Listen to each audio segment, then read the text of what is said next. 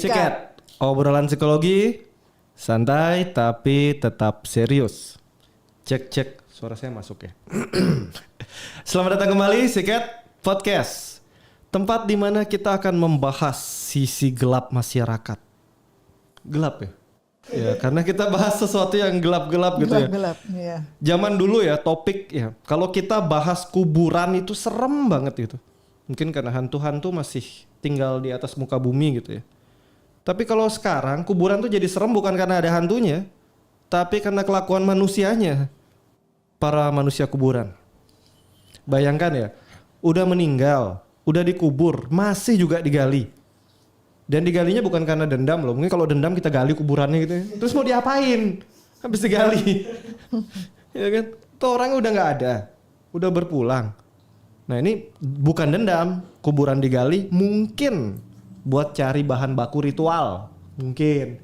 Kan banyak tuh yang meyakini part-partnya mayat tuh bisa jadi bahan baku ritual. Katanya ya. Atau cari benda berharga. Atau mungkin cuma cari sensasi bikin konten dong. Bongkar kuburan orang. Biar viewernya banyak. Sakit jiwa. Ya kita gak tahu tapi satu hal yang pasti ya. Kalian para pelakunya nih ya. Para pelakunya ya. Penghormatan kalian pada budaya itu udah nol. Udah makin terkubur. Ya mungkin gak pendidikan lah makhluk-makhluk ini. Nanti kita bahas lebih dalam sudut pandang psikologinya. Dan seperti biasa kita akan ditemani oleh psikolog kita, Ibu Pauline. Hai, iya. Kita ngomong yang gelap-gelap ya, ngerti? Yang menakutkan kata Pak Ber tadi di awal, tapi sekarang sudah tidak menakutkan lagi. Gitu kali ya Pak Ber ya. Oke. Ya, mari kita kupas sama-sama nih Pak Ber. Oke, kita akan kupas tentang kubur. Saya psikolog dunia hewan bukan dunia lain nih. Agak bingung ini mau mulai dari mana? Psikologi mayat? Salah ya? Mayatnya kalau digali gitu sedih nggak Bu sebenarnya? Ya? Kalau mayatnya digali gitu sedih nggak sih kuburannya? Kuburannya ya enggak lah. Sudah dia mati rasa.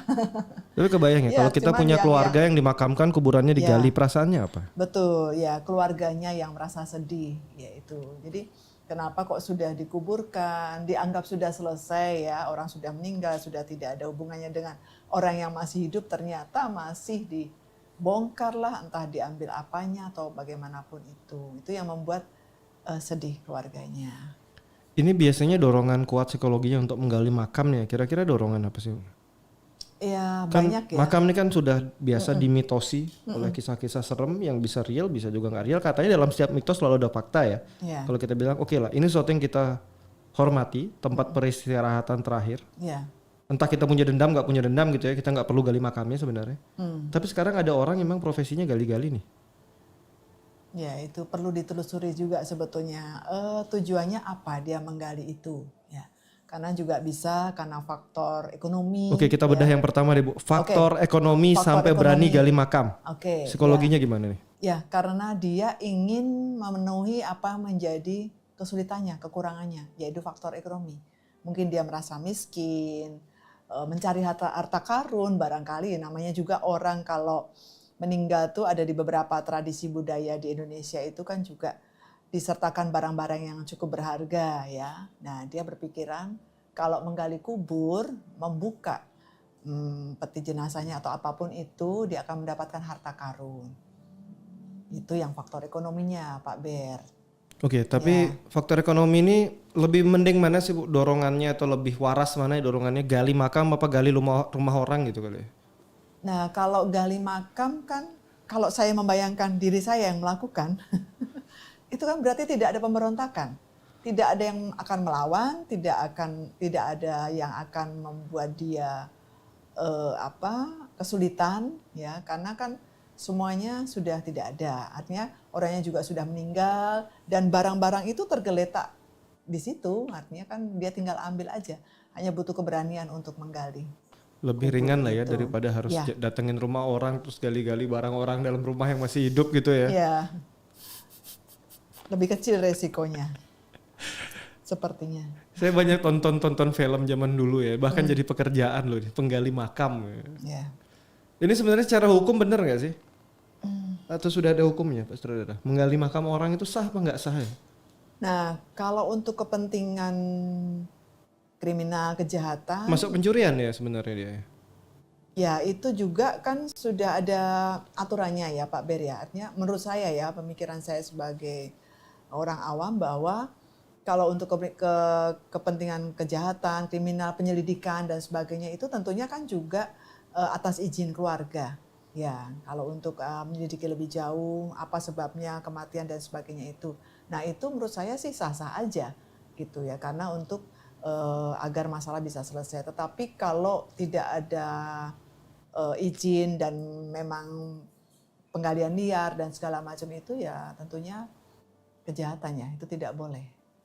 Oke, sama seperti pencurian ini udah ya. Ya, betul, Oke, betul. kalau dalam motif ekonomi ya, dorongan mungkin ya dia pikir ya daripada mencuri yang hidup bahaya risiko lebih besar kalau sama yang mati ini mungkin menurut persepsi di pikiran mereka ini lebih aman. Tapi kalau kita lihat sudut pandang psikologi kan orang diajarkan budaya ya. Ya. Apalagi kita di timur ya, di mana kita menghormati hal-hal seperti ini. Berarti mereka secara pengetahuan budaya udah mati juga apa gimana? Iya, Dulu? betul, betul. Sudah tidak punya respect atau hormat kepada jiwa-jiwa yang sudah meninggal. Ya, walaupun itu secara akal sehat itu tidak ada ya, sudah tidak ada lagi. Tetapi kan bagaimanapun kita diajarkan untuk menghormati mereka yang sudah tidak ada. Apalagi juga mungkin orang itu pernah punya peran yang baik, orangnya juga bijaksana ataupun apapun itu, tentu kita diajarkan untuk bisa menghormati walaupun dia sudah meninggal. Nah, mungkin juga secara psikologis tadi orangnya mungkin pernah mengalami gangguan mental, bisa jadi gitu ya. Segala sesuatu mungkin dulunya ada sesuatu yang membuat dia terobsesi pada keinginan untuk kaya atau apapun itu, sehingga kalau dia mengalami kegagalan bahkan dia akan melakukan itu terus sampai dia terpenuhi keinginannya. Itu kalau dari psikologis ya. Dan tadi ada rasa kurang hormat terhadap jenazah yang sudah dimakamkan, sudah tidak bisa punya rasa hormat lagi pada jenazah yang sudah sedemikian rupa disemayamkan dalam rasa penghormatan, diberikan baju yang baik, yang bagus dengan segala macam pernak-perniknya, semuanya itu ya akhirnya berantakan ya. Dan ini kan ngeri juga ya sebenarnya. Berarti mereka secara psikologi juga sudah mengalami tekanan atau gangguan juga ya sampai akhirnya mengambil tindakan seperti ini karena sebenarnya banyak pekerjaan lain. Iya. Lalu yang kedua nih Bu, kalau kita lihat sudut pandang dari ritual. Yang kedua nih, ritual goib nih. Aduh. Berat sekali nih topik. Itu gimana nih Bu? Mereka yang mempercayai gali-gali makam bisa ambil part-part jenazah itu. Atau mungkin yang melakukan ritual di kuburan gitu. Itu kira-kira gimana nih Bu? Ya. Itu saya juga nggak tahu karena pengetahuan saya ke sana tidak ada. Secara psikologinya nih kita manusia kok masih percaya gitu. Yang begitu kan kita wajib belajar 9 tahun. Betul, betul. Keimanan saya yakin semua punya iman. Ya. Tapi kok masih gitu. Saya yakin di ajaran masing-masing diajarkan lah hal-hal seperti ini ya. Kecuali mungkin ajarannya melenceng ya. Nggak tahu belajar di mana gitu ya. Di hutan sebelah mungkin. Ya, karena rasa ingin itu, ingin tahu lah, ingin memiliki, ingin punya yang lebih baik, ingin punya yang lebih banyak mungkin. Lebih besar dari akal sehat mungkin ya, sehingga dia tidak mau tahu, mau nanti digunjingkan orang, mau itu makamnya siapa, laki atau perempuan, orang terkenal atau tidak ya. Kalau itu sudah arahnya sesuatu yang faktor goib atau faktor X atau apapun itu ya sudah tidak terkendali, dia nggak bisa ngontrol dirinya sendiri, pola pikirnya juga sudah mungkin arahnya ke sana aja gitu. Ini bahaya nggak sih Bu? Kan ini udah zaman modern ya. Dimana kalau dulu nggak pakai layar karena udah layar sentuh gitu. Baby lahir aja udah layar sentuh. Tapi mereka masih banyak yang percaya hal-hal mistik klinik gini. Dan bangga biasanya. Kalau mungkin kita lihat generasi yang udah lansia lah ya. Masih mempercayai ya mungkin mereka besar lingkungan seperti itu. Tapi kalau yang agak-agak muda ini masih suka hal-hal ritual goib. Bahkan sampai bongkar kuburan ini. Ada problem di mana ya kira-kira? Ya itu nggak tahu karena itu tadi barangkali di sekitar mereka ada budaya seperti itu.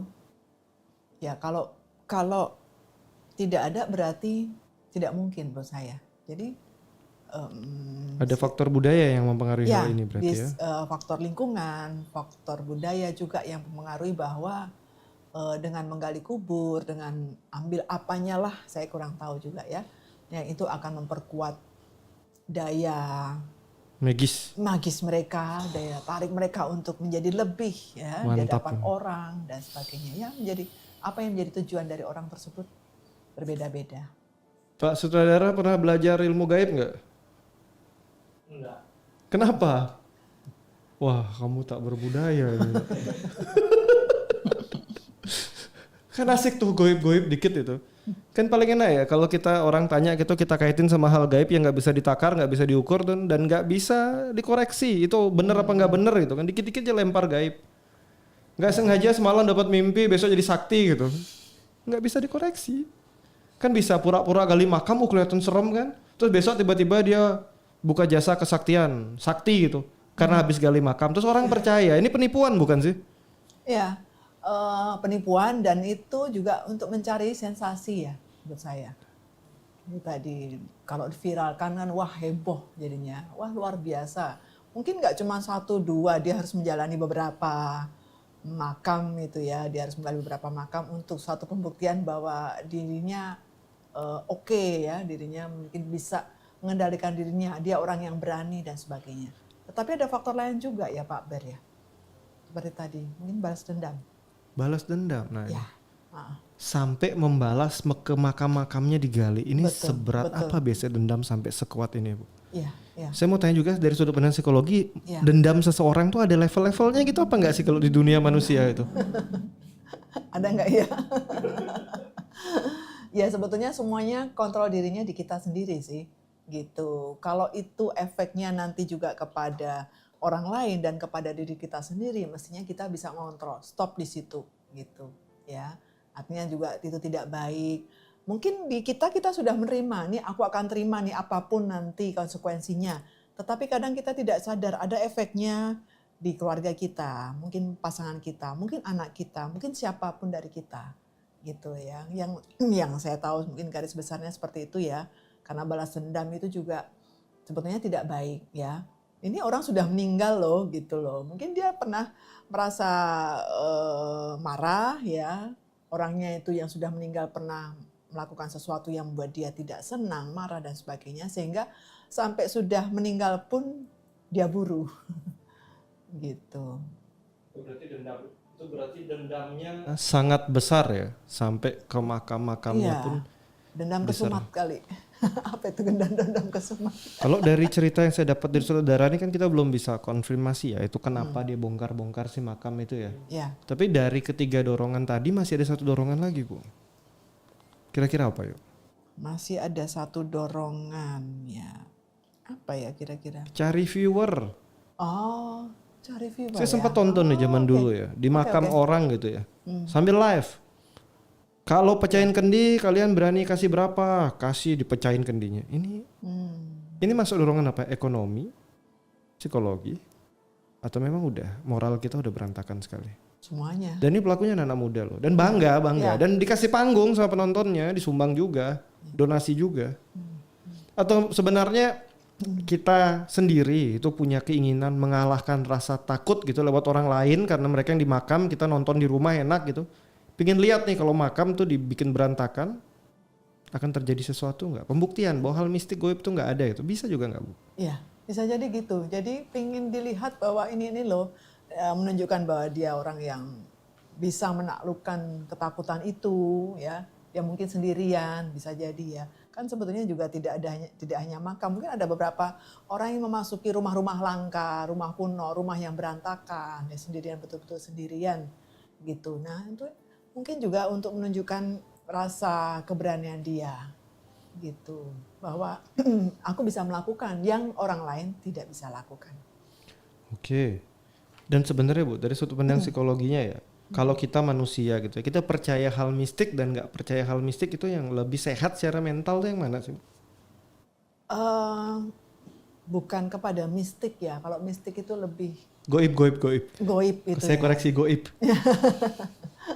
Artinya sebetulnya kembali kepada keyakinan masing-masing ya. Ada keyakinan yang tidak mempercayai adanya jiwa-jiwa atau roh-roh yang sudah meninggal. Tetapi ada juga keyakinan yang mempercayai itu. Nah, kembali pada masing-masing pribadi, masing-masing orang, mana yang diyakini. Gitu. Sebenarnya secara psikologinya nggak ada masalah ya meyakini hal-hal yang sedikit goib itu, boleh ya? Ya, boleh, nggak ada masalah karena juga ya kalau kita sekarang misalnya ada anggota keluarga kita yang sudah meninggal, paling tidak misalnya orang tua kita atau pasangan atau anak-anak kita misalnya ada yang sudah tidak ada, kita kan masih ada ya, ada perasaan masih terjalin kuat secara psikologis dengan mereka gitu. Walaupun secara fisik tidak ada, tetapi kita merasa mereka ada mungkin di saat kita mengalami kesulitan, di saat kita sedang rindu atau apapun, mencoba menghadirkan mereka, dan itu menurut saya nggak ada masalah, sah-sah aja sih. Dan secara psikologi juga nggak ada masalah apa-apa ya? Iya, betul. Baik-baik saja ya. Betul, betul. Jadi berarti ya di budaya kita di timur sini hal-hal yang sedikit kelihatan goib itu masih normal-normal aja. Yang nggak normal saat kita mungkin mulai menghapuskan budaya ini, karena ini kan bagian dari ciri khasnya negara kita ya. Tiap daerah, tiap keyakinan, kalau kita bilang bukan keyakinan, tapi tiap daerah lah, bukan ke agama tapi budaya dari tiap-tiap daerah Oke. dijagalah oleh masyarakat daerahnya. Jangan sampai hilang. Ya. Pengaruh budaya asing entah masuk lewat jalur apapun yang menghapus budaya kalian, itu merusak budaya. Jangan dipelihara. Ya kan? Jadi ya yang masih punya kejernihan untuk mempertahankan budayanya akan baik. Tolong janganlah ikut-ikutan. Kan kita bukan tinggal di negara yang jauh di luar sana di mana semuanya harus logis dan pakai logika. Beda, kita punya budaya ya, dijaga. Mungkin kalian udah pintar, tahu ini nggak logis, nggak ada hantunya atau apapun itulah. Tapi kalian jagalah budayanya. Jangan ikut-ikutan jadi makhluk nggak berbudaya begitu ya. Kan banyak nih sekarang yang nggak berbudaya mulai. Iya. Ya kan, kasih bonus di live, hancurkan makam orang, dan dilakukan. Terus ini deh Bu, kembali nih. Kan tadi kita mumpung bahas-bahas yang goib nih, asik kayaknya nih. Orang kesurupan gitu atau merasa diganggu arwah gitu Bu. Itu gangguan psikologi atau beneran sih Bu? Dari sudut pandang psikologinya loh, ada nggak sih sebenarnya fenomena ini? Itu lebih kepada energi kali ya. Oke. Oke. Moga-moga saya nggak salah.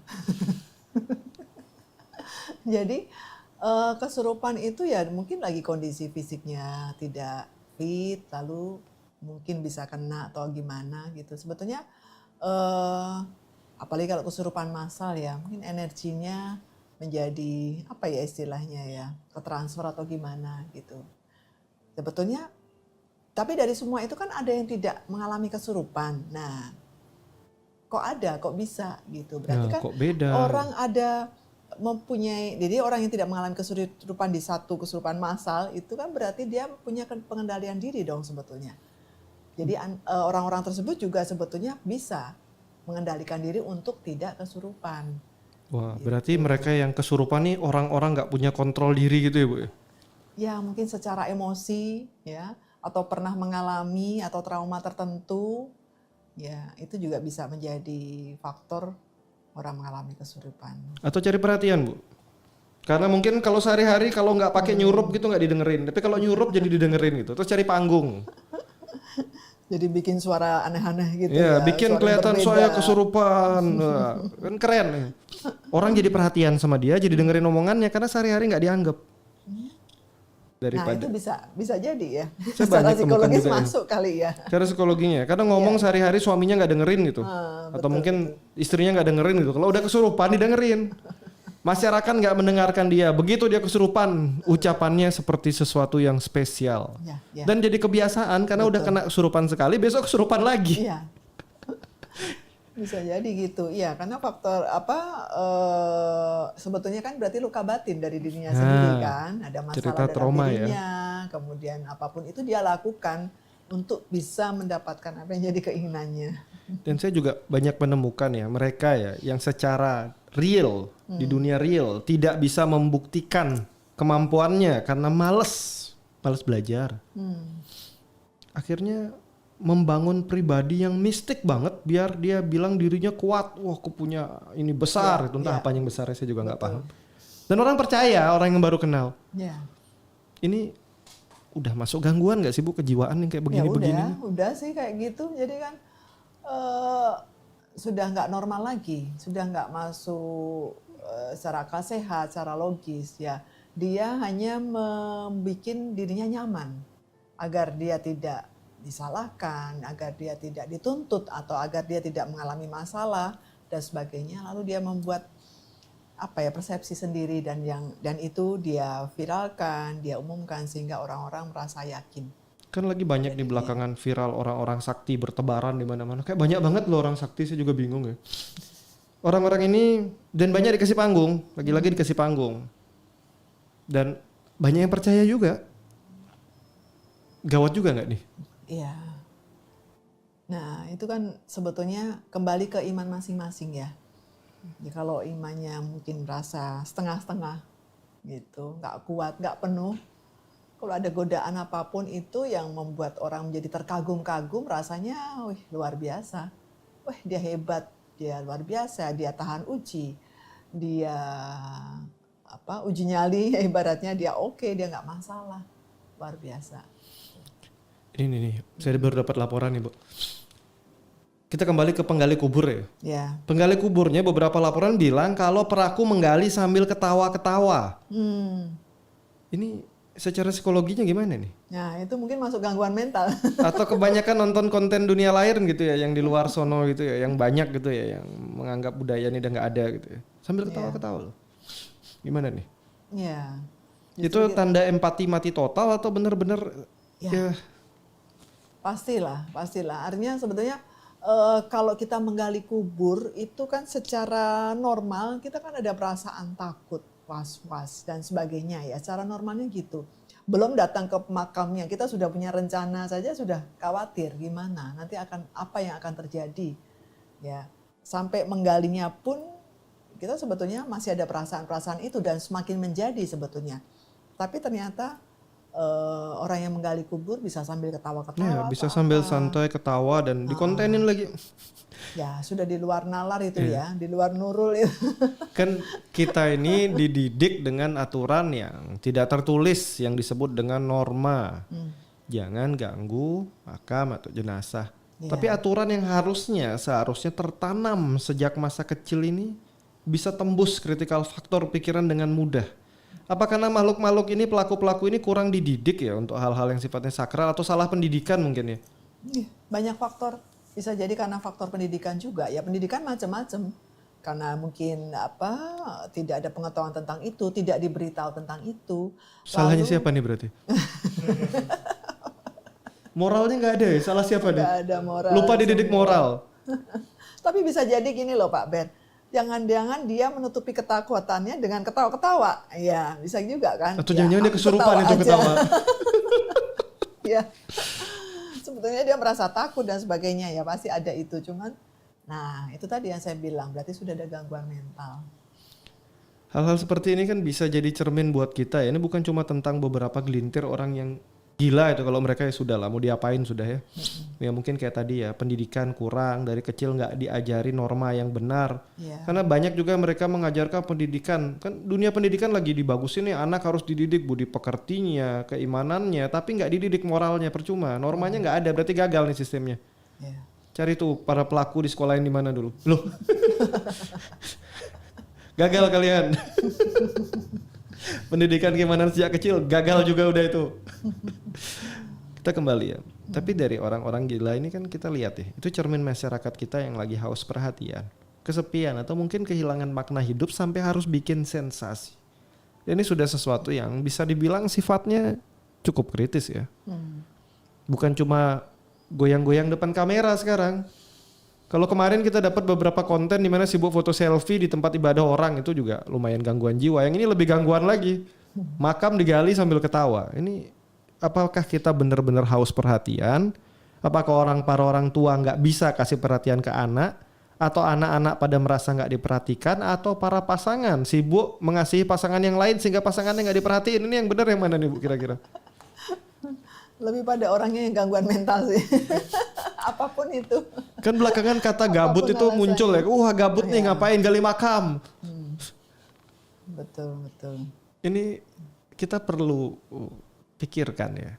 Karena sudah mulai semakin kritis semakin hari. Kalau nggak gitu topik ini nggak muncul. Sutradara kita kritis.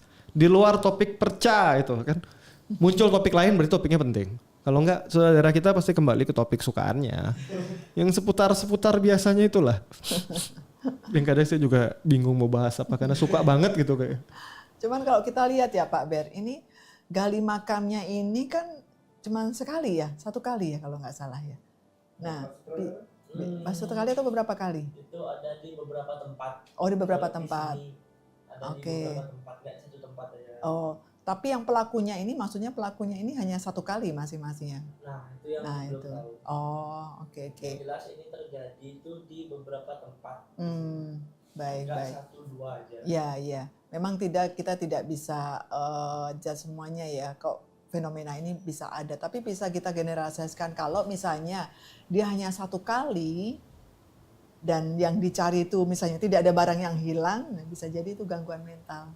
Ya, bisa jadi itu gangguan mental karena kan mungkin ya dia merasa apalagi dengan ketawa-ketawa tadi ya, mungkin dia merasa enjoy, senang, wah ini ada sesuatu, ada yang bagus segala macam ya.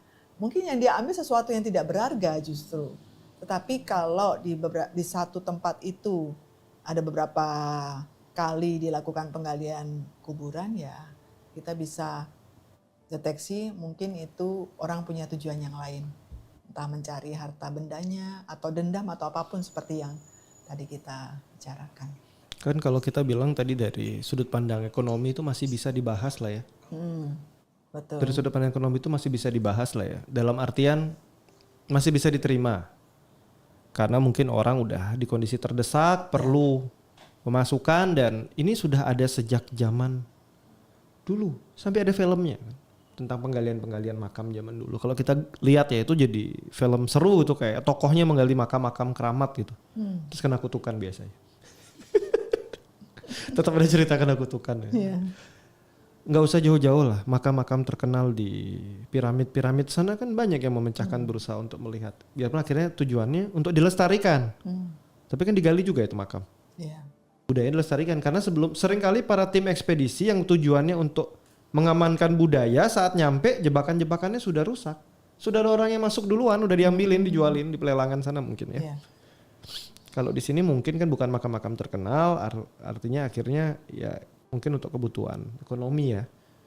Jadi untuk para sahabat di luar sana yang tanam-tanam sesuatu di makam ya mesti hati-hati sekarang ya. Karena bisa jadi target itu malah. Yang digali sekarang bukan cuma rumah tapi rumah kematian pun digali gitu kan. Kemudian yang main-main konten tadi kan agak mulai bahaya ya.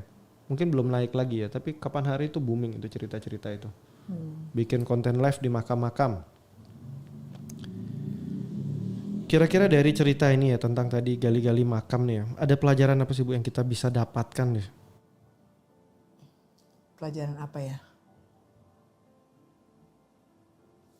Pelajaran untuk lebih menghargai manusia. Ya artinya manusia seutuhnya dari dia lahir sampai dia meninggal. Artinya dan semua itu tidak sekedarnya ya. Artinya saat manusia lahir, kita bawa dalam doa agar dalam perjalanannya itu dia mendapatkan sesuatu yang baik. Kalaupun dia punya masalah bisa menyelesaikan dan sebagainya. Dan sampai dia meninggalnya pun kita iringi dengan doa. Artinya sebetulnya jenazah ini kan mungkin masih ya secara fisik, apalagi kalau masih baru, mungkin rohnya juga, jiwanya juga masih di sekitar itu. Nah, kita harapkan dia juga bisa kembali kepada Tuhan dengan jalan yang baik gitu. Nah, tetapi kalau ada ya orang-orang kreatif yang luar biasa dengan tujuan yang lain, mulai merombak dan sebagainya itu kan pastinya juga akan mendapatkan apa konsekuensinya ya, karena kita bawa mereka, kita iringi mereka dengan doa. Nah, mereka mungkin dengan cara yang lain yang mungkin pastinya tidak dengan doa ya. Nah itu, nah belajar menghargai orang sampai di akhir hayat itu penting ya, menjaga moral, menjaga norma, menjaga kesantunan bahwa manusia itu ada dari lahir sampai meninggal. Oke, luar biasa. Terima kasih banyak Ibu Pauline. Ingat ya, jadi pelajaran kita hari ini adalah ternyata mayat pun tak aman di negeri ini. Kuburan yang harusnya jadi tempat tenang sekarang jadi sasaran keinginan-keinginan aneh manusia. Dan mungkin yang benar-benar udah mati itu ya adalah rasa hormat kita kepada mereka yang udah berpulang, yang udah tiada. Dan ini terima kasih sekali Bu Pauline yang sudah sabar menjawab pertanyaan-pertanyaan ajaib saya. Ingat, podcast kita, topik-topik kita, apa yang kita bahas, sudut pandang kita belum tentu benar. Tapi paling nggak kita mau ngajak lihat dari sudut pandang yang lain dan ingin menampilkan kepada penonton-penonton di sini hal-hal yang ajaib di luar sana ya, yang mungkin belum sampai ceritanya. Semoga dari podcast ini bisa jadi tahu bahwa ini ada dorongan-dorongan, keanehan-keanehan ini terjadi ya. Demi untung nyawa dipertaruhkan. Hari ini kita akan membahas sesuatu yang benar-benar inspiratif ya. Dimana bagaimana caranya jadi kaya dengan membahagiakan nyawa orang lain. Ini topik kita. Bagaimana caranya jadi kaya dengan mempertaruhkan nyawa orang lain. Bayangkan, hebat gak ya? Jualan makanan, kosmetik, kadaluarsa selama 9 bulan tanpa rasa bersalah. Hebat ini, gak gampang. Butuh latihan kayaknya. Mengurangi rasa bersalah dulu nih. Dan bahkan yang saya dapat informasinya, tanggal kadaluarsanya dihapus pakai thinner. Kreatif ya. Seperti biasa nanti kita akan bahas lebih jauh ya, kok bisa gitu loh mikir kayak gitu. Atau mungkin ada ya yang mendengarkan podcast ini dan melakukan hal yang mirip-mirip, semoga aja nggak ada ya. Tapi mungkin aja ada. Dan kalau kalian mendengar podcast ini dan kalian melakukan hal yang sama, kalian mesti tonton sampai selesai. Seperti biasa kita akan ditemani oleh psikolog kita. Ibu Pauline silakan. Oke, terima kasih Pak Ber. Terima kasih juga Pak Sutradara. Kita mengangkat topik tentang sesuatu yang menyedihkan. Jadi orang bisa mencari keuntungan dengan membuat penderitaan ya pada orang lain. Kayaknya gitu ya Pak Ber ya. Betul, ini menarik ini tapi. Pinter dia, pinter. Cerdas. Ya. Kita akan langsung ya. Saya pingin tanya nih, karena udah gatel dari tadi pingin nanya. Bu Pauline kira-kira nih ya, gimana ya kok orang bisa konsisten jual barang beracun tanpa rasa bersalah? Ya, itu luar biasanya orang ini ya. Konsistennya oke, kok bagus bisa ya. ya? Tapi konsisten yang salah ini. Nah ini yang tidak benar nih Pak Ber. Jadi dia memilih sesuatu yang membuat dia untung gitu ya. Di sini kan ujung-ujungnya duit ya berarti ya. Tanpa melihat efeknya bahwa itu akan membawa hal yang membahayakan. Baik dari makanannya yang masuk ke tubuh kan itu makanan, minuman, lalu kosmetik, obat-obatan dan sebagainya itu. Itu yang luar biasa ya. Orang ini sangat-sangat berani menurut saya ya Pak Ber. Kira-kira dorongan psikologinya apa nih? Kok bisa? Ya, karena 9 bulan ini lama loh. Kalau bertahan 9 hidup, bulan lama, betul. mungkin 1 hari ya jual makanan basi Betul. atau apa untuk dia bertahan hidup. Ini diulangi. Ya, berarti nggak ketahuan nih Pak Ber. Nggak ketahuan dan kenapa dia bisa sampai terdorong melakukan hal yang udah jelas bahaya nih? Ya, salah satunya karena superioritasnya yang tinggi. Superioritasnya yang tinggi. Dan karena superioritas itu kan banyak hal ya, banyak faktor ya. Karena merasa dia oke, dia hebat, dia menguasai. Mungkin dia pastinya kan dia menguasai produk ya. Karena salah satu skillnya untuk dia jual beli kan seperti itu. Nah, tapi dia ada beberapa hal yang dia lakukan secara curang, yaitu menghapus tanggal kadaluarsanya. Yang penting cuan masuk kan gitu, yang penting laku. Gitu. Tekanan ekonomi bisa jadi ini nggak? Bisa jadi dorongan nggak ini? Betul, sangat bisa, sangat bisa. Karena tekanan ekonomi, superioritas, kemudian juga peluang ada. Dan kebetulan juga dia merasa mungkin sekali dia coba ikut kegiatan event-event besar atau apapun itu, sebulan 2 bulan kok aman ya, ya udah lanjut aja gitu. Oke, ini Ya. menarik nih ya. Asal nggak ketahuan, lanjut aja. Lanjut aja, ya. Ya. Berarti kalau udah urusan ekonomi, urusan moral masukin kantong ya. Ya, sekarang orang tuh menghalalkan segala cara ya. Udah nggak ada moral, nggak ada etika, nggak ada empati ya. Bahkan simpati pun tidak ada. Jadi mereka ya melakukan apapun yang penting dia dapat keuntungan. Salahnya siapa nih Bu?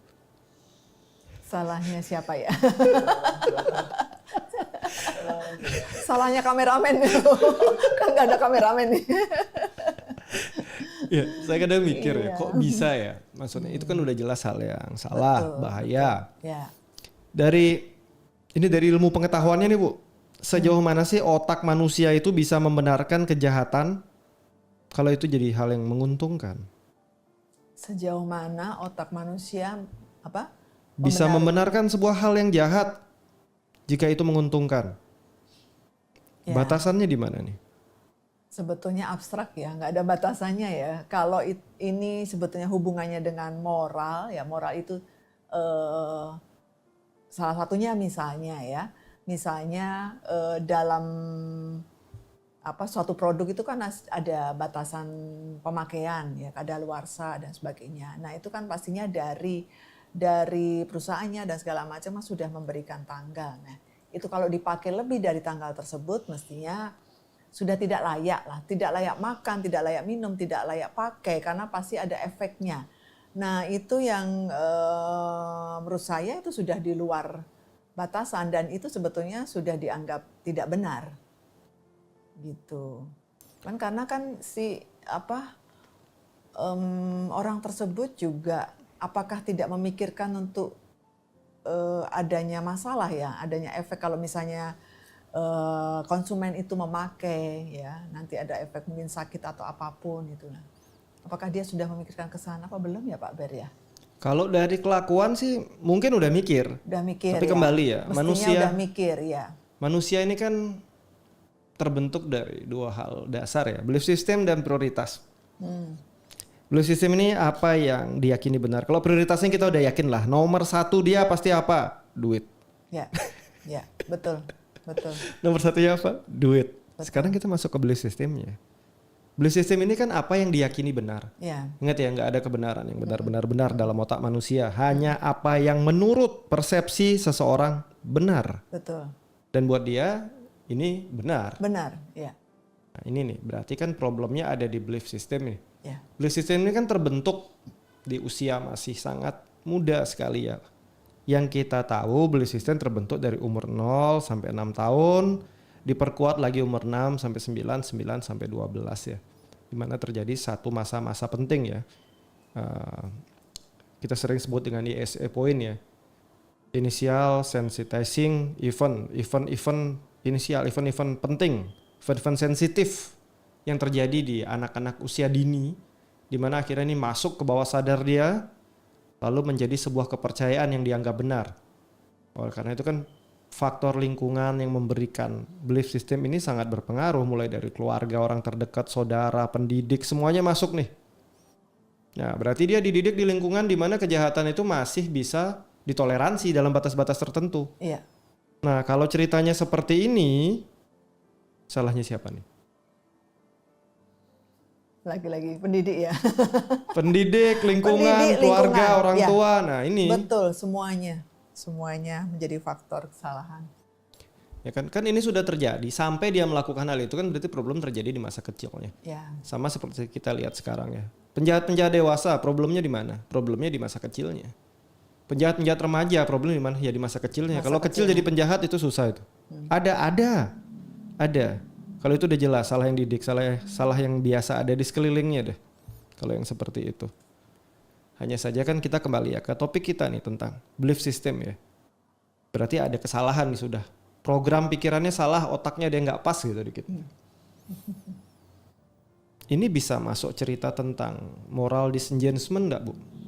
Ya, artinya moralnya yang sudah tidak ada lagi. Artinya dia secara etika, nilai-nilai hidup, nilai-nilai yang ada dalam secara umum, standarisasi itu sudah dia hilangkan. Dia tidak pakai itu. Artinya kan dia fokus pada keyakinannya.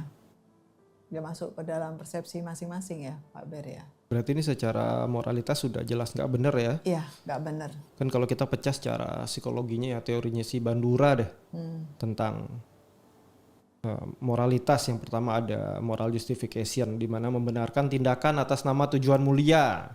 Lagi-lagi. Kemudian membandingkan tindakan yang lebih buruk untuk merasa diri lebih baik. Ini mungkin dia ada kok yang ngerubah obat tanggal expirednya dihapus, banyak kok yang jual obat palsu tuh. Ya. Dia ngerasa lebih benar dari yang itu. Betul. Ya. Bisa masuk itu, Pak. Ya. Tapi itu banyak loh, Bu, obat palsu. Dihapus expirednya. Terus habis itu ya banyak. Yang lebih kejam lagi yang jual-jual narkoba itu juga mirip-mirip kali. Pak sutradara mungkin tahu banget ya. Ambil di mana Pak biasanya? Lalu kemudian ya displacement responsibility ini juga masih teorinya Bandura ya. Di mana menyalahkan otoritas atau atasan. Ya kehidupan susah, aturan negara makin berat makin hari. Kalau nggak kita bikin hal-hal yang salah atau yang nggak bener gini nggak bisa makan nanti. Ya.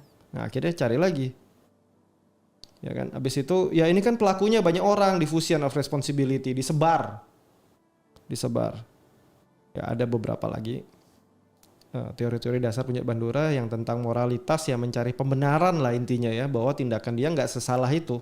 Ini juga bisa. Kalau kita lebih jauh ya, orang-orang seperti ini udah terlanjur salah ini Bu, secara belief system, enaknya diapain ya? Enaknya diapain nih? Ya. Kalau hanya sekedar dihukum diberi efek jera mungkin nggak jera. Mungkin nggak jera karena kondisi ini yang membuat seseorang menjadi kreatif ya. Kreatif ya. Kreatif, Menurut saya, inspiratif, besok beli dinner. Betul, karena gini, kondisi dia mungkin tekanan ekonomi, lalu dia melihat ada sesuatu yang bisa diperjualbelikan, walaupun itu sudah tidak layak dan segala macam muncul kan. Kan dari otak kita juga punya sesuatu bisa memunculkan kreativitas yang sebetulnya itu arahnya lebih ke positif, sebaiknya begitu, menguntungkan banyak orang, membuat orang lebih nyaman, sukses, sehat dan sebagainya. Tetapi yang namanya otak apa aja bisa. Yang penting bisa dijual dan orang yakin bahwa ini baik. Produknya juga baik, namanya juga bazar ya. Yang namanya bazar atau event-event seperti itu kan biasanya berdiskon ya atau murah lah. Nah, pengunjungnya kan pasti juga hanya berpikir satu hal, lebih murah nih gitu, murah. Yang penting murah dan ya nggak mau tahu kualitasnya seperti apa, dia nggak ngecek lagi ya, walaupun makanan minuman dianggapnya oke. Nggak mungkin dong orang menjual barang sudah kadaluarsa, sudah expired dan sebagainya. Oke. Itulah persepsi orang. Kembali ya, berarti pembeli kan juga nggak ngecek ya. Tapi nggak bisa dicek ya Bu, dihapus pakai thinner. Itu. Ya kan bahayanya di sana. Ya. Jadi kalau secara belief system ini udah agak berat. Tapi masih ada harapan nggak sih Bu, orang-orang yang belief systemnya udah kacau sejak kecil gini, diperbaiki lagi mungkin pakai murbaut, obeng mungkin diketok-ketok dikit. Masih bisa nggak sih Bu sebenarnya? Segala cara sebetulnya bisa, apapun itu ya. Tapi kembali lagi, apakah itu membawa efek jera atau tidak? Gitu. Berarti kalau itu kan ketanam waktu dia masih kecil nih. Ya. Kan sebenarnya kalau kita lihat dari sebuah teori. Sekali lagi teori ya. Karena kita nggak tahu sebenarnya. Teori ya. Satu ide bisa diterima oleh seseorang, bisa terekam di kepala kita, di pikiran kita dengan kuat dengan disertai sebuah tekanan emosi. Baik itu yang positif ataupun yang negatif. Contoh anak kecil kepleset, jatuh, kebentur, sakit, ada rasa sakit, emosi sakit waktu dia lagi kepleset. Akhirnya dia tahu itu bahaya. Sebuah emosional sakit berbahaya, dia jadi hati-hati di sana. Ada juga dia berbuat hal baik nih di rumah, bantu orang tuanya, dipuji. Muncul perasaan seneng, perasa dihargai.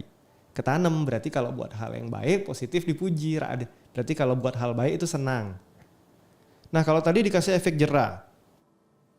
Kalau efek jerahnya lebih sadis daripada traumanya, kira-kira bisa kehapus nggak sih Bu belief system lamanya jadi belief system baru? Nah itu tergantung ke kesadaran diri. Kesadaran diri, nilai-nilai moral, apakah itu ada? Kalau misalnya dari kecil memang tidak pernah diajarin tentang kesadaran diri, tentang tanggung jawab, tentang resiko, tentang integritas, tentang moral atau apapun, ya nggak ada pengaruh sepertinya. Ya, tapi kalau dikasih trauma baru misalkan di tempat pendidikan gitu dipukulin gitu Bu biar jadi ketakutan itu besok nggak diulang lagi, bisa nggak sih harusnya ini? Ya sebetulnya hukuman itu sebaiknya tidak yang bersifat fisik ya, seperti yang mungkin sudah dilakukan beberapa ya, ada efek jerahnya bagaimana caranya menyadarkan orang tidak melakukan lagi, itu aja. Mungkin mengubah mindsetnya, pola pikirnya, lalu diberi keterampilan yang lain. Barangkali ya. Merubah mindsetnya bisa. tanpa kekerasan fisik diapain Bu biasa? Kan saya di hutan taunya kalau salah tampar lu. Langsung eksekusi. Langsung dibina. Bina. Tapi cepat itu efek jerah langsung muncul. Efek jerahnya Trauma langsung, masa iya. lalu hilang. Kenapa? Betul, Kita kasih trauma baru. Ya sebetulnya sebanding ya dengan perbuatannya ya, karena ini kan kita nggak tahu. Kejam ini perbuatannya Bu. Nah, itu kejam nih. Tapi orang-orang ini juga tidak serta-merta dengan sebegitunya menjual ya. Mungkin dengan product knowledge yang dia miliki tentang yang dia barang-barang yang dia jual, mungkin dia merasa bahwa efeknya ini tidak begitu berpengaruh. Mungkin ya bisa jadi. Nggak masalah kok. Saya kalau misalnya ketangkep pun saya akan bisa menyatakan bahwa ini pengaruhnya nggak begitu besar, ya paling ya diare sebentar atau apa, atau nanti jerawatan kalau kosmetik ya dan segala macam bisa kok ada pencegahnya juga, saya juga jual gitu. Jadi Gawat sekali. jadi itu. cari resiko yang rendah agar bisa diterima alasannya. Lagi-lagi ya teori Lagi-lagi. dasar pembenaran diri moral yang salah Ya. dibandingkan dengan resikonya kecil lah, nggak apa-apa. Ini Betul. banyak ya, hati-hati ya. Hati-hati. Oke, kita udah masuk ke tahap tentang awal tadi ya, tentang belief system yang udah mungkin berantakan sekali ya. Ini ditata ulang ya seperti tadi Ibu Pauline bilang, atau mau cara saya diberi trauma baru. Iya. Ya, jadi selama untung lah, mungkin dosa masih bisa ditunda ya. Kayaknya nggak perlu bikin pengakuan dosa sambil, atau bisa bikin juga kali ya mungkin di sebelahnya ya. Tempat pengakuan dosa sambil buka lapak beracun gitu. Oke loh, biar balance. Iya. Tapi 9 bulan cukup lama juga ya, artinya Lama. kenapa dengan 9 bulan itu baru ketahuan? Nah, pasti Nah. ada sesuatu. Kita akan Ya. masuk nih. Betul, betul. Kita akan masuk nih season selanjutnya kita. Ya. Tentang ya. 9 bulan kenapa baru ketahuan? Kita buang ketahuannya. 9 bulan bisa berulang terus. Kalau orang rasa bersalah ya, di masa pertama lah, sama kayak orang mungkin nggak sengaja dia berbohong gitu ya. Ya. Kayak sutradara kita kadang mungkin bilang mau pulang ke rumah gitu, nggak tahu rumah siapa gitu kan. Tapi izinnya beda gitu. Pertama kali nggak ketahuan, deg-degan. Bisa gitu nggak Pak? Ya, awalnya pasti begitu, mencoba sesuatu pelanggaran yang baru pasti Deg-degan begitulah. ya? Deg-degan pasti ada. Yang kedua? Nah, kedua agak menurun deg-degannya. Agak mundur deg-degannya. Oh, Nah, ada ini. yang beli nih, orangnya nggak ngecek lagi nih. Nah. Barcode-nya atau apapun dia nggak ngecek kadaluarsanya apa semua oke. Semak- Kalaupun ngecek kan mungkin dia bisa menimpali dengan segala cara ya. Nah. Namanya tukang jual obat ya, Nah. pasti pintar ngomong deh.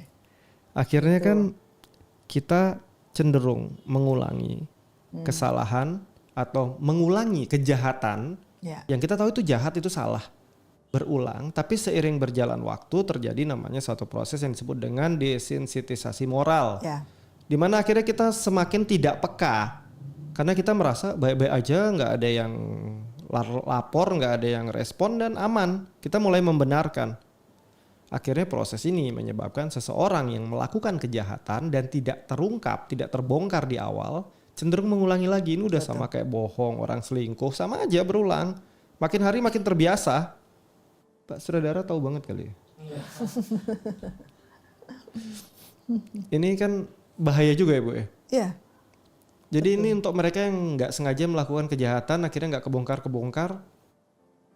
Proses ini kan terjadi. Menyadarkan sebelum proses ini semakin jadi nggak peka gitu diapain Bu? Ya, agak susah ya karena kasusnya beda-beda. Jadi kalau hanya personnya sendiri yang memang punya kepribadian yang tidak baik, mungkin fokus di kepribadiannya saja. Tetapi kalau ini karena faktor lingkungan, memang lingkungan mendukung dan keluarga juga kondisinya pola asuh yang seperti itu, ya ini agak ribet. Karena yang diterapi, yang dikonseling banyak. Jadi konseling keluarga nanti. Gitu. Karena mengkonseling satu orang, terapi atau apapun hanya sendirian, satu atau dua orang saja, tapi akhirnya waktu dia sudah selesai, dia balik ke keluarganya yang masih punya paham seperti itu, akhirnya dia akan bisa kembali lagi. Nah ini, hati-hati ya, hal yang dulu mungkin awalnya dianggap aib, berbahaya, lama-lama jadi biasa aja. Karena sudah jadi terbiasa ya. Betul.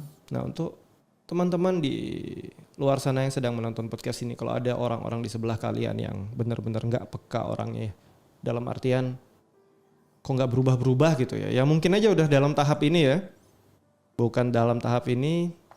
Dan ini sangat penting sebabnya sejak masa kecil itu ya pendidikan, sekali lagi pendidikan, pendidik orang tua, tekankan pola didikan yang berbasis refleksi, merenungi.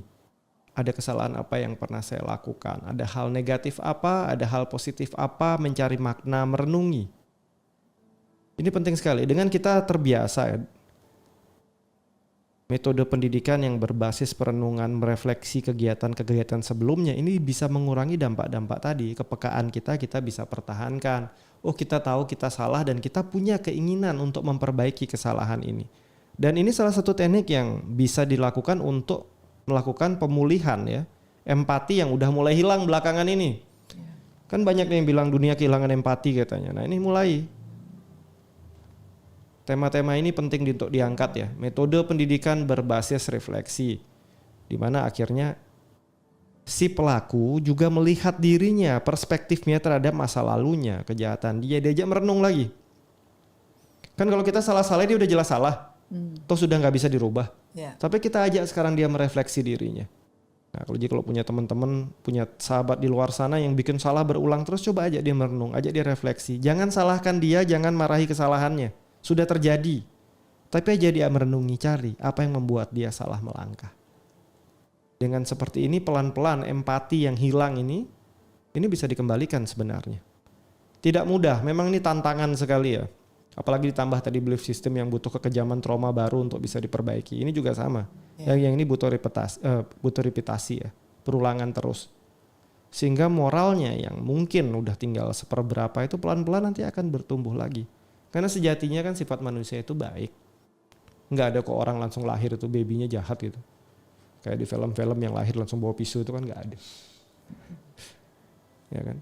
Yang membuat anak-anak akhirnya menjadi kurang positif di masa dewasa, menjadi yang disebut dengan penjahat di masa dewasa, adalah lingkungan yang membentuk mereka seperti itu. Nah, jika ini sudah terbentuk mau seperti apa? Ya kita bentuk ulang, kita model ulang, mulai dari memodel pola pikirnya tadi, belief systemnya diperbaiki, ditata ulang. Ada banyak sekali metode sebenarnya di luaran sana. Ya kan, ada yang bisa mungkin diselesaikan dengan cara-cara penanganan secara khusus oleh profesional. Lalu mulai secara empati dikembalikan pelan-pelan. Tidak mudah, tapi masih ada harapan sebenarnya ya. Saya melihat lagi ada kisah lain nih Bu, di balik kisah ini Bu. Iya.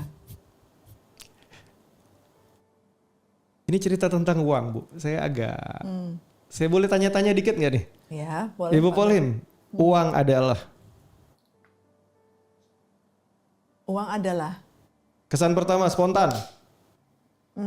Gak ada yang salah, gak ada yang benar. Uang adalah benda yang kita butuhkan. benda yang dibutuhkan. Sutradara, uang adalah Segalanya. Segalanya. Ini calon-calon penjahat masa depan.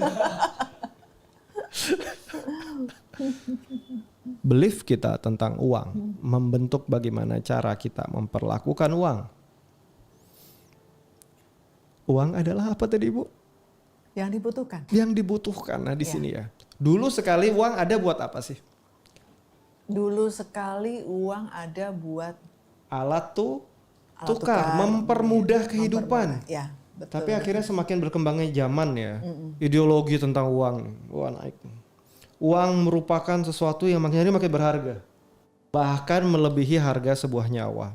Sampai akhirnya ke evolusi kita ke Gen Z, uang adalah segalanya. Wah ini udah evolusi sempurna ini uang di Gen Z ini ya.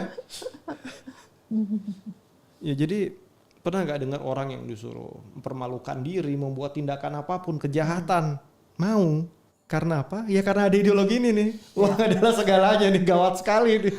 Demi uang. Besok-besok pakai kolor keliling-keliling lari. Dapat duit mau nggak Pak? Mau udah. Nah ini ya. Jadi ideologi uang ini juga. Uang ini jadi sesuatu yang belakangan agak bahaya. Karena konsep keuangan sudah mulai berubah drastis. Kan banyak orang yang bilang, atau mungkin kalau kita lihat peribahasa zaman dulu ya, tiap orang punya rezekinya masing-masing. Tapi kemajuan zaman yang semakin maju, menggerus mereka yang nggak punya uang, akhirnya membuat motivasi naik. Bukan rezekiku ada di sini atau memang rezekinya segini, berarti aku kurang berusaha. Bagus sebenarnya motivasinya. Hanya saja usahanya menghalalkan segala cara, termasuk jualan racun. Ya kan? Kira-kira uang ini kan belakangan berarti sudah kita bisa sebut sebagai sebuah agama baru lah ya, agama uang gitu. Semuanya memuja uang loh, nggak ada yang salah, uang adalah segalanya. Kalau dulu ya sang pencipta segalanya, sekarang berubah loh sebenarnya. Ini 11 saudara udah ganti. Besok mau daftar agama baru tuh, uang adalah segalanya, nih gawat tuh. Kalau udah sampai di level ini, di mana sudah mulai banyak yang menyembah uang, berarti ramalan-ramalan pemuka agama zaman dulu bener nih, ada zaman nanti di mana semuanya benar-benar bahaya banget. Ya, sangat-sangat bahaya. Ya. Tapi kita nggak bisa pungkiri, hampir di semua keyakinan mempersembahkan pakai apa? Uang juga. Semuanya harus ada uangnya. Ya. Ini kalau udah gini diapain nih Bu? Saat uang sudah menjadi sebuah agama baru nih, bagaimana caranya nih? Ya, susah ya. Mau diapain? Oke, diapain? Disembayangin. Disembayangin. Disenyumin aja. Oh, disenyumin aja. Oh, gitu. Iya. Disenyumin aja. Iya. Ya,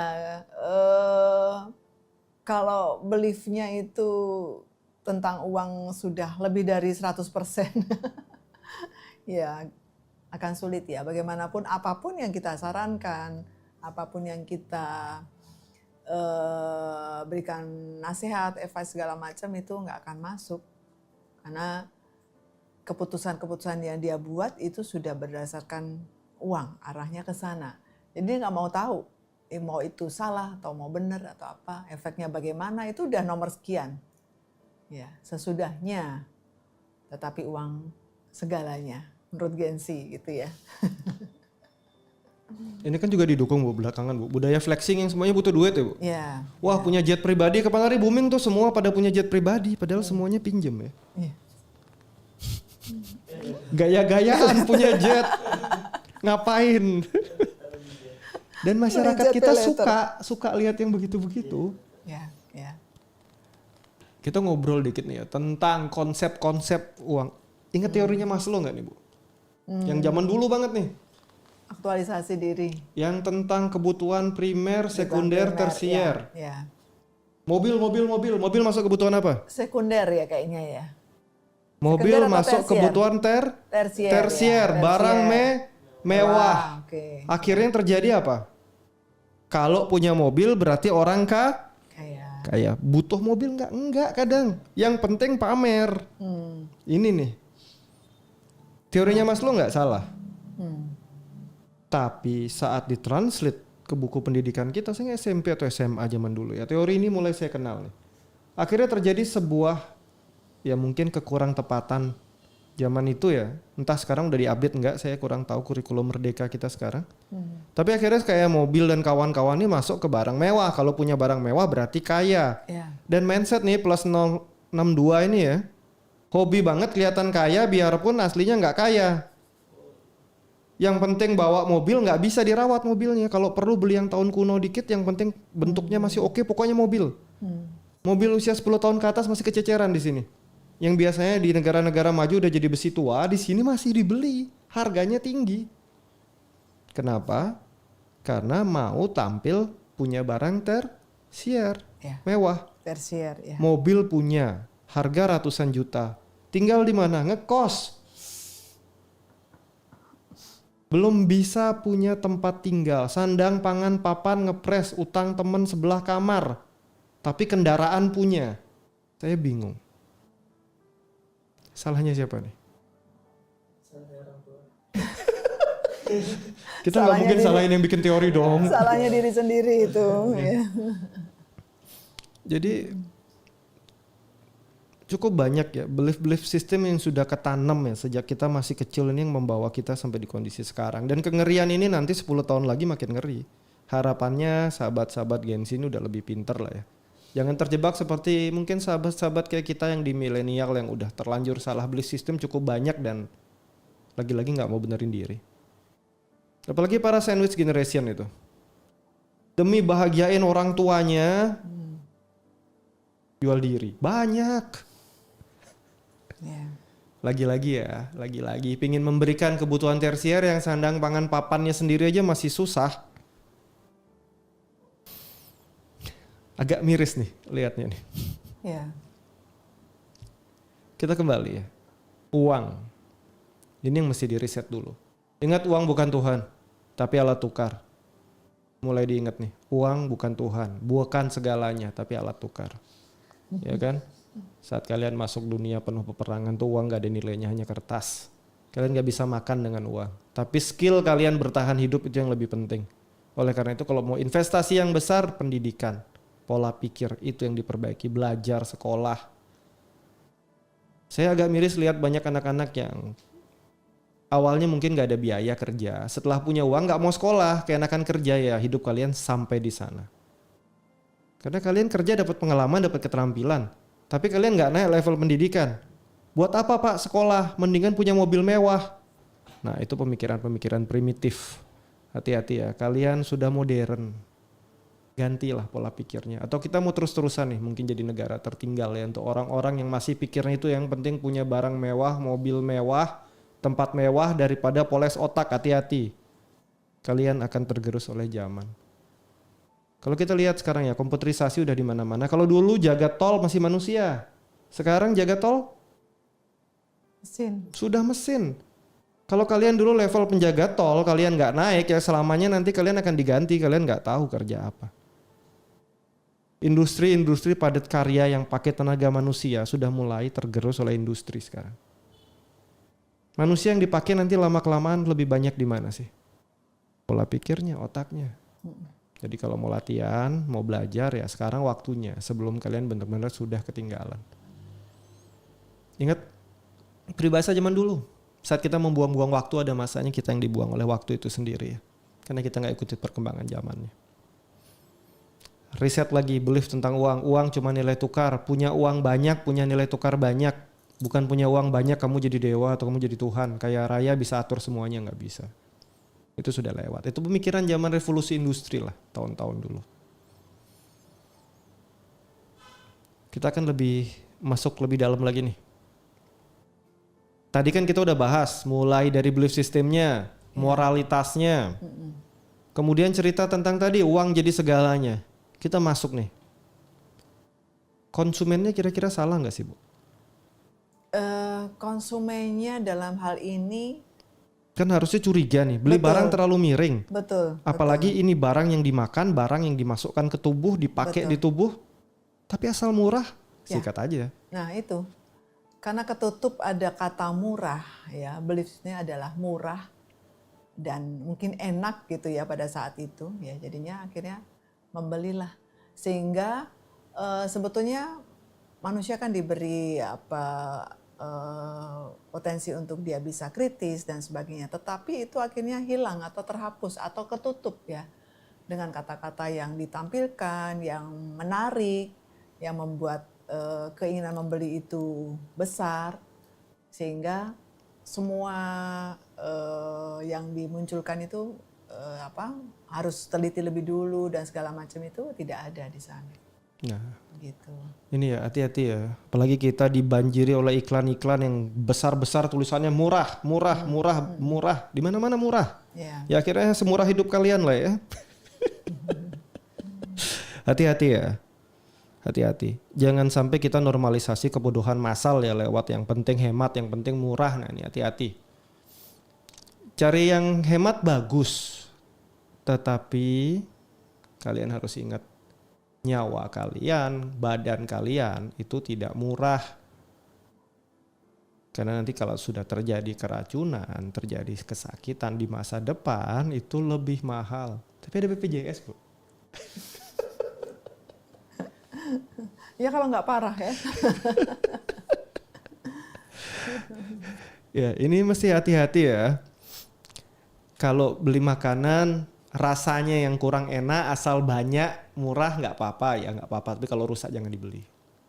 Ya kan? Mulai kurangilah. Cari barang yang penting murah. Mulai ganti mindsetnya lah. Beli barang yang dibutuhkan bukan diinginkan. Pinginan manusia itu nggak ada habis-habisnya. Kalau kalian kejar barang yang pingin aja itu ya selalu muncul lagi lah. Pingin A, pingin B, pingin C, pingin D. Serakah kali kayak manusia ini. Untung saya bukan di dunia manusia kayak. Di dunia kami makan cukupnya. Beli satu cukup sudah. Kalau di dunia manusia kan beli satu kurang. Disimpan dulu buat besok. Atau enggak beliin teman, saudara, keluarga semuanya dibeliin. Padahal dia lagi susah hidupnya. Itu empati atau? Gengsi. Gengsi. Nah ini hati-hati ya. Empati dan gengsi ya. Beliin orang lain karena gengsi mending gak usah. Apalagi kalau kalian masih susah. Kecuali udah ya cukup-cukup aja. Kalau masih susah gak usah gaya-gayaan. Ini terkenal nih. Udah susah gaya lagi. Nggak apa-apa susah yang penting sombong gitu ya. Udah susah sombong lagi. Besok-besok nyusahin orang hidup kalian. Serius. Jadi hati-hati sekali di sini. Ingat pelanggan juga punya kesalahan di sini. Karena nggak teliti, nggak hati-hati. Ya. Kata yang penting murah tuh mulai dikurangi sekarang. Yang penting butuh, beli tidak perlu banyak, beli sesuai kebutuhan. Jangan buang-buang barang, produk, makanan atau apapun itu belilah sesuai kebutuhan. Jangan mumpung murah, ini buang kata-kata itu jauh-jauh. Nanti hidup kalian jadi murah juga ya. Ya, tapi masalahnya gini Pak Ber. Kebetulan barang yang murah itu adalah yang dibutuhkan. Nah, bagaimana itu? Diteliti. Jadi memang perlu butuh itu. Oh, kebetulan kok ikut datang ke pasar ini dan dia mendapatkan apa yang dia cari. Mungkin dia udah scroll di mana-mana, mahal-mahal dan sebagainya lah. Ini kok dapat yang murah. Kalau Mumpung harganya nih. terlalu jauh miring Ya, murahnya, berarti mestinya ada patut curiga sesuatu. ya. Oke, Betul. oke. Iya, iya. Dulu sempat digaungkan loh, be a smart buyer. Dulu. Tapi belakangan jadi hilang. Yang penting murah. Iya, nggak ngaruh deh. Bayar-bayar udah mulai ditempelin iklan murah, murah. Tiap buka scroll murah. Nah ini hidupnya jadi murah. Jadi nggak smart, jadi bodoh juga. Ingat ya, jangan membodohi diri kalian, apalagi memurahkan diri kalian ya. Beli barang murah bagus, tapi lihat kualitinya. Daripada beli barang yang murahan, mending beli barang yang cukup baik, tapi tidak perlu banyak-banyak sesuai kebutuhannya. Ya belajar mandiri ini penting ya. Kan kita punya budaya di mana kadang kita ingin menyenangkan orang terdekat, bantuin orang terdekat dengan cara kasih ikannya, bukan kasih pancingnya. Akhirnya kita mendidik lingkungan super manja yang nggak bisa apa-apa. Ini cukup banyak loh terjadi. Mungkin di kota besar udah berkurang ya, udah lebih smart ya. Di daerah-daerah masih banyak loh. Keluarganya dibantu, kakaknya, adiknya semuanya dibantu. Nanti sudah menghasilkan atau melahirkan lingkungan penuh beban, dia komplain. Ya. Kenapa harus aku yang menanggung semuanya ini? Ya salahmu sendiri lah.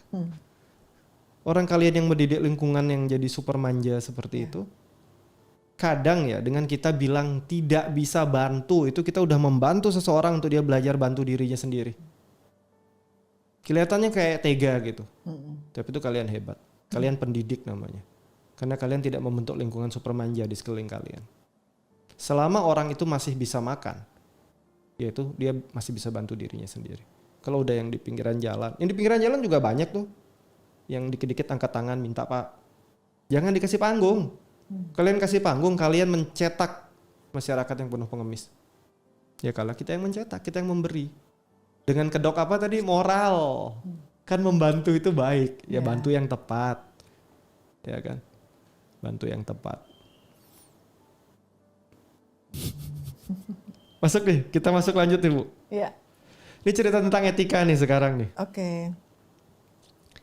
Bagaimana cara untuk bisa ya mengedukasi nih masyarakat secara garis besar bahwa pentingnya etika nggak cuma asal cari untung. Apakah dengan seminar-seminar atau mungkin dengan acara-acara atau seperti apa nih Bu? Kalau dari sudut pandang psikologi atau dari gerakan-gerakan para psikolog yang belakangan kan bergejolak nih, psikolog mulai banyak lagi naik daun. Biarpun agak ada yang berbahaya juga ya, banyak psikolog-psikolog yang salah jalan tapi booming terkenal. Antara realita sama teori itu nggak seindah itu, iya memang. Oleh karena itu jangan sebar realita palsu apalagi teori salah ya. Ini dari psikolog yang udah jelas nih. Iya, kalau menurut saya sih meningkatkan kesadaran diri bahwa hidup kita tidak hanya satu hari ini aja. Ya, kalau kita lebih banyak mengkonsumsi barang-barang instan, murah seperti yang dibilang Pak Ber tadi, ternyata memang membuat hidup kita sendiri menjadi murah gitu. Kita tidak menghargai diri kita, pribadi kita, badan kita, tidak membuat kualitas diri kita menjadi lebih baik, malah makin merosot karena sesuatu yang kita masukkan ke dalam tubuh kita, pikiran kita dan segala macam adalah sesuatu yang tidak berkelas, tidak berkualitas, yang murahan. Yang itu juga akibatnya menjadi tidak long time ya, maksudnya seperti itu. Jadi kita harus mereka harus diberi kesadaran bahwa hidup kita masih panjang. Kalau kita ingin masih menikmati kehidupan yang baik bersama anak-anak kita, cucu-cucu kita, lalu juga membentuk keharmonisan, kita harus menjaga semuanya. Termasuk menjaga kualitas diri kita, memperbaiki kehidupan kita, kepribadian kita, komunikasi kita, juga menjaga kesehatan kita.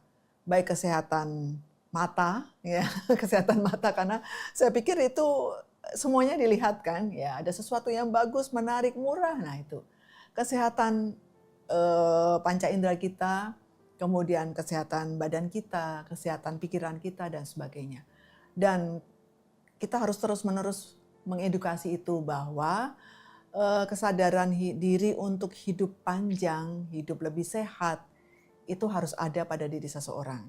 Karena kalau yang kita konsumsi sesuatu yang tidak berguna hanya untuk kehidupan saat ini saja, atau 1-2 hari sudah nggak ada, nah kita kan nggak tahu siapa yang mau tanggung jawab.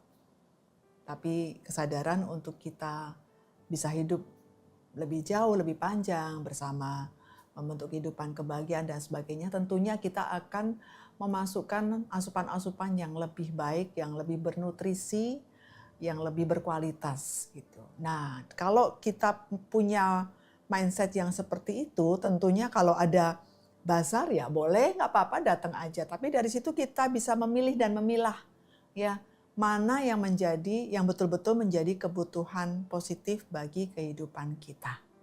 Itu Pak Ber. Luar biasa nih Ibu Pol, ini pesan-pesannya didengar ya, ini penting banget untuk kalian para buyer ya. Be smart lah. Berarti saya mau kasih pesan untuk teman-teman juga deh. Kalau diantara kalian yang nonton podcast ini ya masih bisa tidur nyenyak setelah jualan barang rusak, bilangnya nggak rusak, jualan makanan busuk atau benda expired, masih bisa tidur enak. Kita harus akui satu hal ya. Mungkin bukan mereka para penjual yang kurang akal ya. Tapi mungkin kita semua yang sudah terlalu lama membiarkan kebodohan berjemaah jadi budaya kita lah. Kalau sampai ada yang bilang yang penting untung dulu, urusan nyawa nanti. maka selamat datang di kondisi masyarakat yang udah hampir nggak tertolong lagi. Di mana rasa bersalah dianggap lebay dan empati dianggap jadi penghalang rezeki. Jadi untuk teman-teman di luar sana ingat pesan ini ya. Kalau episode ini bikin kamu nggak nyaman karena kamu ternyata juga pelaku-pelaku jualan barang rusak, menipu di luaran sana dengan berbagai macam alasan pembenaran kamu, dan kamu jadi nggak nyaman lihat podcast ini, berarti bagus. Artinya kamu masih sedikit punya moral. Semoga moralnya meningkat, semoga. Iya. Dan sekali lagi ya, apa yang kita bahas di sini adalah persepsi sudut pandang terhadap sebuah kondisi dari sudut pandang psikologi. Kita lihat sama-sama. Semoga yang kita bahas di sini membawa hal yang positif, membawa makna yang baik, sudut pandang yang baru. Amin. Untuk para sahabat di luar sana, bantu kami subscribe channel ini, like jika suka, dislike jika tidak suka. Silahkan tulis saran di kolom komentar.